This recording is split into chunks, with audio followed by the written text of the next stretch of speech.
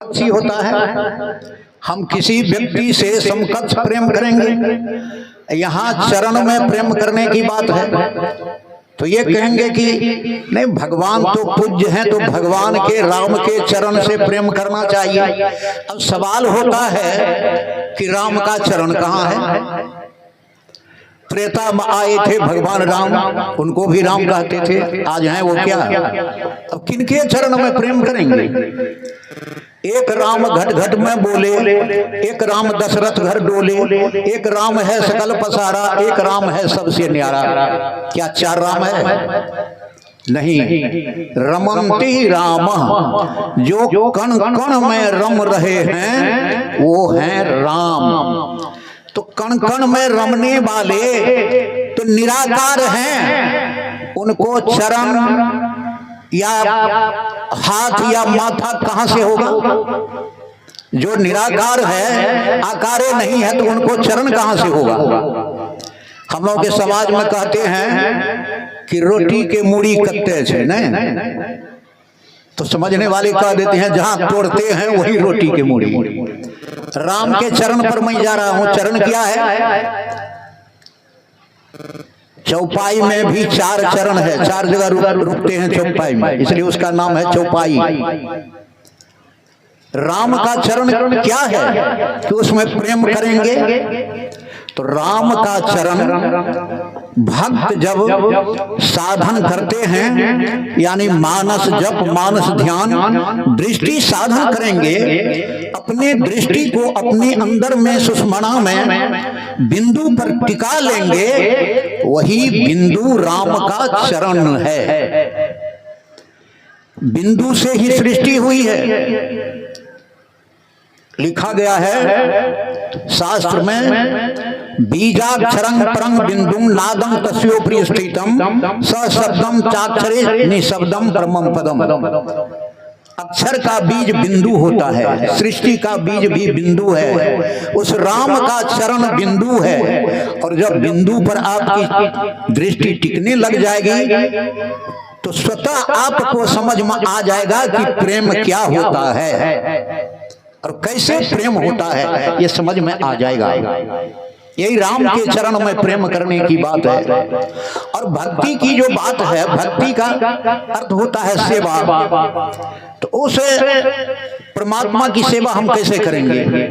एक कवि कहा, अजब हैरान हूं भगवन कैसे मनाऊं मैं, न वस्तु ऐसी है जिसे सेवा में लाऊं मैं। करूं किस तौर आवाहन तू मौजूद हो हर जान, निरादर है बुलाने में अगर घंटी बजाऊं मैं।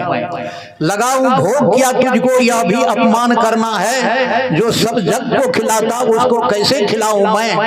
न बाहें है न गर्दन है न सीना है न पेशानी, तू निर्लेप नारायण कहाँ चंदन लगाऊं मैं। तू है व्यापक फूलों में, तू है व्यापक मंदिर में, भला भगवान को भगवान पर कैसे चढ़ाऊं मैं। उस परमात्मा की सेवा क्या होगी? उस परमात्मा को प्राप्त करने के लिए जो हम साधन भजन करेंगे, वही उस परमात्मा की सेवा है। तो भक्ति करते हैं, भक्ति करने के लिए अभी आप सत्संग कर रहे हैं, ये भी भक्ति है। भगवान राम सबरी माई को कहे हैं, प्रथम भक्ति संतन कर संगा। 9 प्रकार की भक्ति कहा गया है, तो सत्संग करना भी भक्ति है। और अभी 4 तरह के भक्त का सुन रहे थे आप। और भक्ति जो करते हैं तो भगवान को भी बस में कर लेते हैं। किसी ने कहा सर्प को विष होता है तो सबसे वो फन उठाता है, ऊपर कहता है सबसे बड़ा मैं हूं। शंकर भगवान कहते अरे सर्प तू कैसे बड़ा, तू तो मेरे गला में है पड़ा। तो कैलाश कहते हैं शंकर भगवान आप कैसे बड़ा, आप तो मेरे ऊपर हैं धरा। हनुमान जी कहते हैं कैलाश तुम कैसे बड़ा, तू तो मेरे हाथे में है धरा। भगवान कहते हैं हनुमान तू कैसे बड़ा, तू तो मेरे शरण में है पड़ा। भक्त क्या कहते हैं, भगवान आप कैसे बड़ा, आप तो मेरे बस में है पड़ा। तो भगवान को भी भक्त बस में कर लेते हैं, ऐसे भक्त होते हैं। भक्ति के संबंध में संत कबीर साहब बीजक में एक वाणी है कबीर साहब की, संतो भक्ति सतो गुर आनी, नारी एक पुरुष दोई जाया, बूझो पंडित ज्ञानी। एक नारी दो पुरुष को जन्म दिया, अब पंडित और ज्ञानी दोनों बूझो कौन सी नारी किस पुरुष को जन्म दिया। भक्ति रूपी नारी ज्ञान और विराग रूप पुरुष को जन्म दिया। पाहन फोड़ गंग एक निकसी, चहुदिसी पानी पानी, तेही पानी दो पर्वत बूढ़े, दरिया लहर समानी। पाहन कहते हैं पत्थर को, पत्थर बहुत कठोर होता है। उसी तरह हम लोगों की आसक्ति संसार में लगा है, हमारी वासना संसार में लगा है, पत्थर से भी मजबूत। एक बार कुछ लोग प्रयागराज से काशी की यात्रा कर रहे थे, रात्रि के समय नाव के द्वारा। सब नाव पर सवार हो गए, नाविक भी बैठ गए, पतवाल दे रहे हैं। लगता है नाव चल रही है, नाव चल नहीं रही है, नाव तो हिल रही है। बहुत देर हो गया, कहा अरे इतना तो काशी पहुंच गए होते। देखा तो कहा अरे प्रयागराज में हम लोग हैं।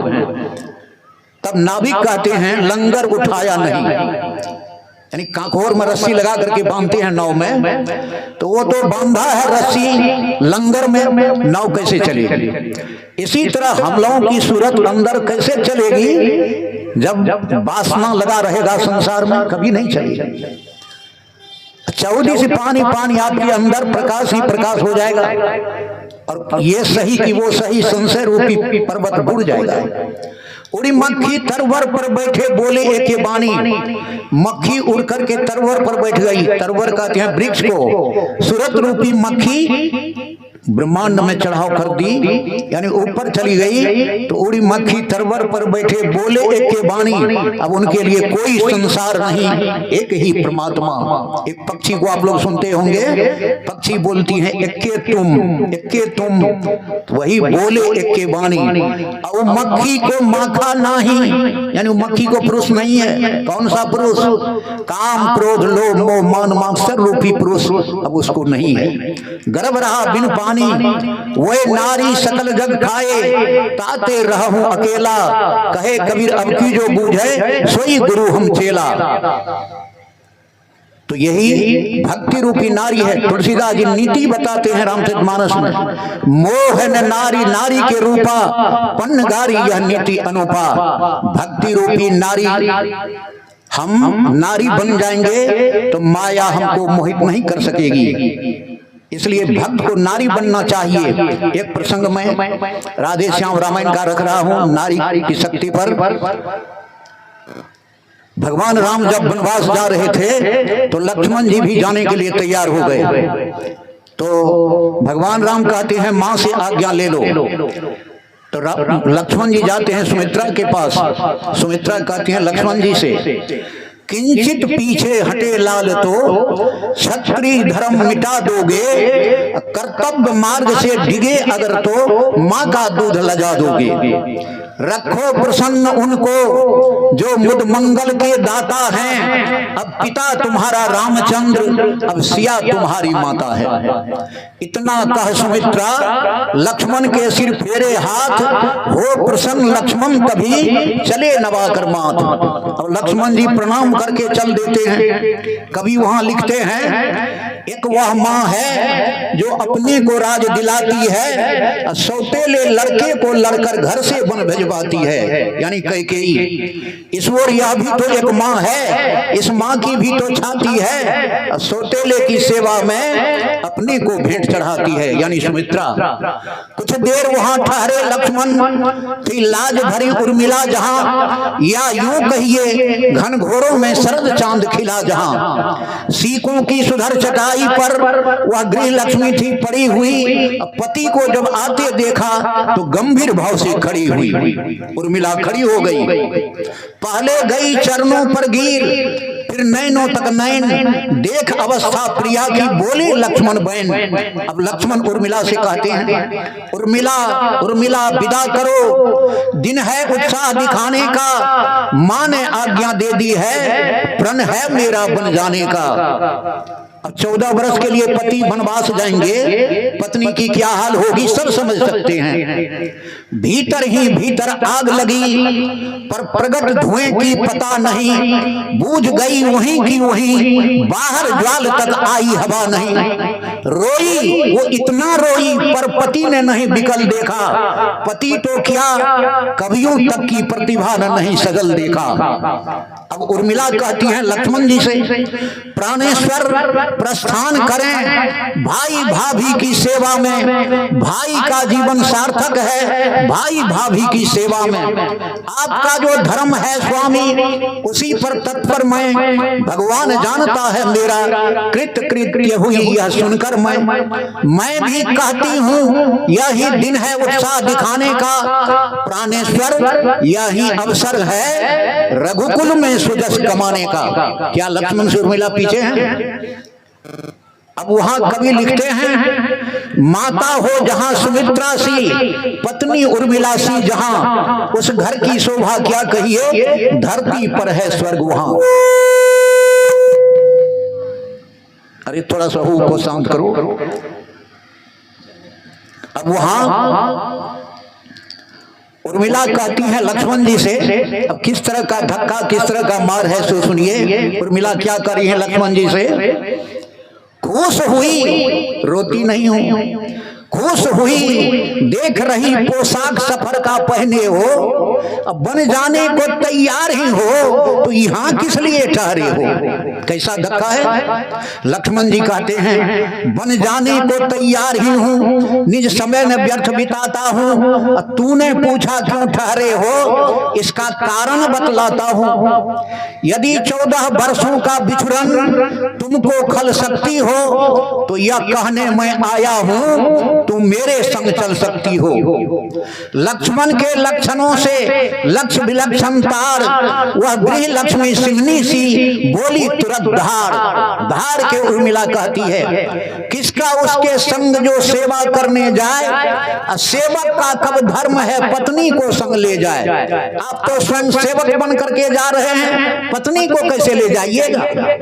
इसीलिए मैं नहीं जाऊंगी, जी लूंगी 14 वर्षों तक, ये चित्र आपका सम्मुख है, पूजूंगी 14 वर्षों तक। मेरा सतबल कहता है पति पर न कुछ आंच आएगी, ये मूर्ति हृदय की मूर्ति सानंद घर लौट आएगी। ये तो उर्मिला कह दिए सकुशल आप अयोध्या आइएगा, लेकिन क्या हो गया, लंका में मेघनाद का बाण लगा और लक्ष्मण मर गए। लेकिन पतिव्रता नारी की शक्ति से सुखेन जैसा वैद्य मिल गए, हनुमान जैसा वीर और संजीवनी जैसी बूटी, लक्ष्मण जी जीवित हो गए। और जब लक्ष्मण जी जीवित हो गए उसी मेघनाद को मार दिए लक्ष्मण जी। मेघनाद का हाथ कट करके मेघनाद के आंगन में जाकर के गिरा और मस्तक रामदल में गिर गया, धर तो जहां था वहां गिरा। आंगन में वो कटा हुआ हाथ लिखता है लक्ष्मण के बाण से मैं मरा हूं और मेरा मस्तक रामदल में है। सुलोचना देखती हैं, अपनी सास मंदोदरी से कहती हैं क्या सास जी पति के मस्तक लाने में रामदल में जा सकती हूँ। कहते हैं अवश्य बेटी जाओ।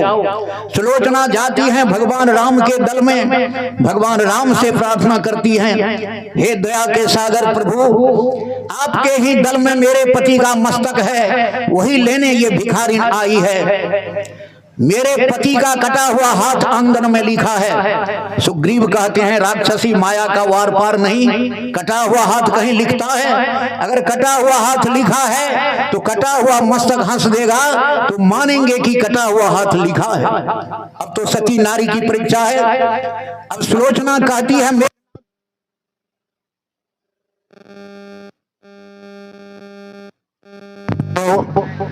हेलो देखो गला नहीं काटो, समय मेरा हो गया, मैं भी अब बंद कर दूंगा।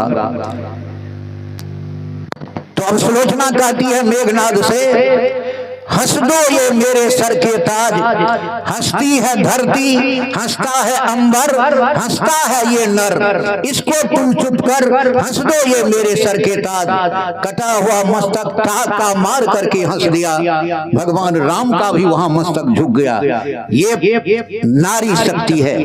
और कहती है सुलोचना, ए लक्ष्मण ये मत समझिए मेघनाद को मैं मारा हूं, यह तो सती सती की लड़ाई है। एक सती अयोध्या में बैठी है, एक सती को मेरे ससुर जी हर करके लाए, इसलिए मेरी हार हुई।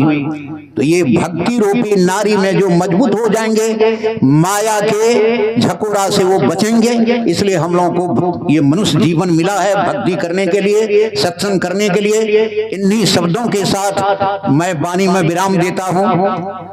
हमारे मास्टर साहब थे पीछे में, तो हमारे निरंजन जी सामने लाए मास्टर साहब को, ताकि सब श्रोता देखे। अब मैं तो झाड़ी में छिपा हूँ, तो चलिए झाड़ी में भी छिपा हूँ, तब भी लोग तो सुने होंगे।